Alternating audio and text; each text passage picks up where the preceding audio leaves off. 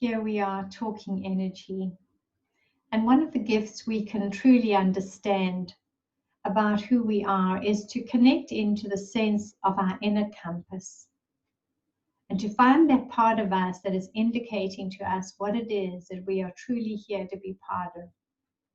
There is the sense within each and every one of us that says, go this way or go this way, make this decision or make that decision. We don't always follow it. We follow what everyone thinks we should be doing, and we listen to everybody else around us. And we also follow the patterns that are part of our past and part of our lineage and part of their repetitive cycles. So we kind of get locked in and waylaid and sidetracked, and then we don't get into what it is that we're really supposed to be doing. And that is because we haven't connected into this inner compass. We haven't aligned into our truth. And once we do that, we really are able to find ourselves in every situation in a whole new way. We are stepping into an incredible time of expansion and heightened awareness.